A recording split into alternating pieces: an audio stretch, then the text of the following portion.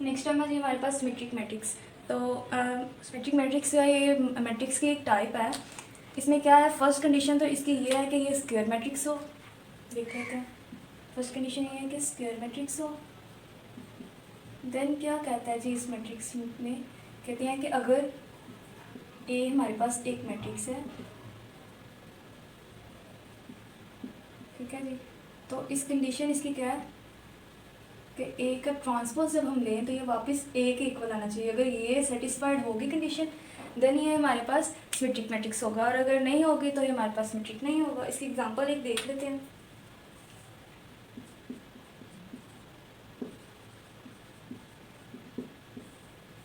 तो ए हमारे पास एक मैट्रिक्स है जो हमने लिया 1 2 3 2 -4 0 3 0 1, ठीक है जी।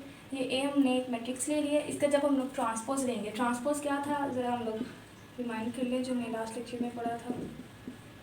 क्या है, converting of rose into columns,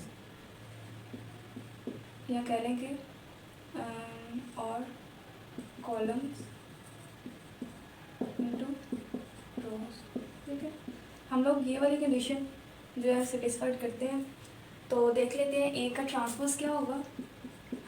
रोज़ को कॉलम्स में करना है, 3 रोज़ हैं तो इनको 3 कॉलम्स में हमें कन्वर्ट करना है। फर्स्ट रो हमारे पास क्या है 1 2 3, तो ये आ गई फर्स्ट कॉलम 1 2 3।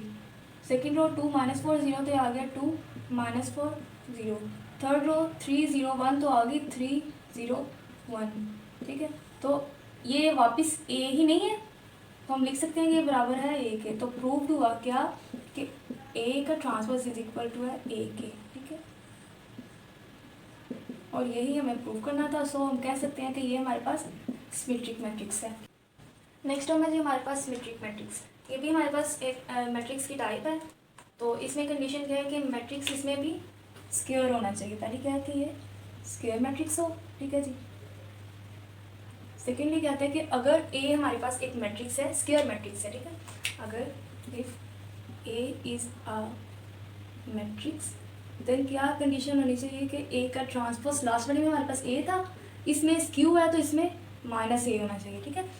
तो ये हमारे पास कंडीशन है कि अगर -a के इक्वल ट्रांसपोज आ जाता है तो ये हमारे पास स्क्यू सिमेट्रिक होगा, और अगर नहीं आएगा तो हमारे पास स्क्यू सिमेट्रिक नहीं होगा। इसकी एग्जांपल इसकी भी देख लेते हैं।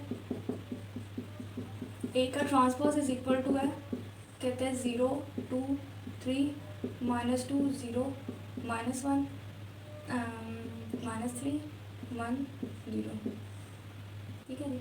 तो इसका ट्रांसपोज अगर तो ए के इक्वल आ गया तो ये स्क्यू सिमेट्रिक होगा, अगर ना आया तो स्क्यू सिमेट्रिक नहीं होगा।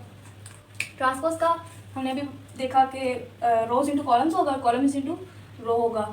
तो ट्रांसपोज हम ले लेते हैं ए का, तो वो क्या आएगा, first row first column, second row second column, third row third column. First row हमारे पास क्या 0 2 3, तो आ गया 0 2 3, और -2 0 -1 -2 0 -1 -3 1 और 0 -3 1 और 0।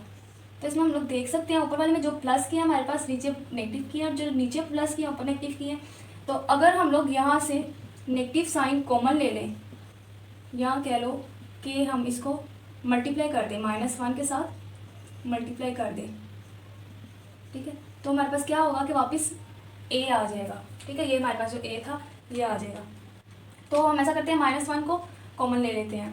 -1 को हमने जब कॉमन लिया, 0 के साथ प्लस हो माइनस हो कोई फ़र्क नहीं पड़ता, ये भी 0 ऐसे ही आ गया, ये भी 0 ऐसे ही आ गया, ठीक है। ये माइनस किया, माइनस कॉमन ले लिया तो प्लस हो गई, ये माइनस किया कॉमन ले लिया प्लस, ये है ही प्लस की, तो हम लोग माइनस कॉमन ले लिया तो यहाँ पर हमारे पास ये माइनस की आ जाएगी, क्योंकि साइन अंदर जो जब हम कोई चीज़ कॉमन लेते हैं तो साइन जो होते हैं वो उलट जाते हैं। अगर माइनस को कॉमन ले तो अंदर जो साइन होंगे वो उलट जाएंगे, यानी प्लस होगा तो नेगेटिव हो जाएगा, नेगेटिव होगा तो प्लस हो जाएगा।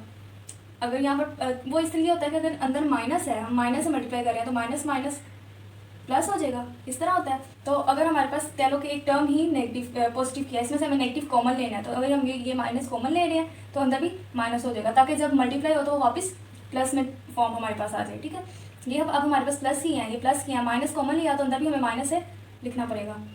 तो यहाँ हो गया -2 -3 ये 1, और माइनस वन हमने कॉमन लिया था, ठीक है। तो ये वापस टर्म हमारे पास ए आ गई है, तो हम इसको लिख सकते हैं -1 इंटू ए, ठीक है। ये हमारे पास था ए का ट्रांसपोज, इसको अगेन हम लिख सकते हैं -a का transpose is equal to -a। तो यही कंडीशन हमने प्रूव करनी थी, इसका मतलब है कि ये स्क्यू सिमेट्रिक है।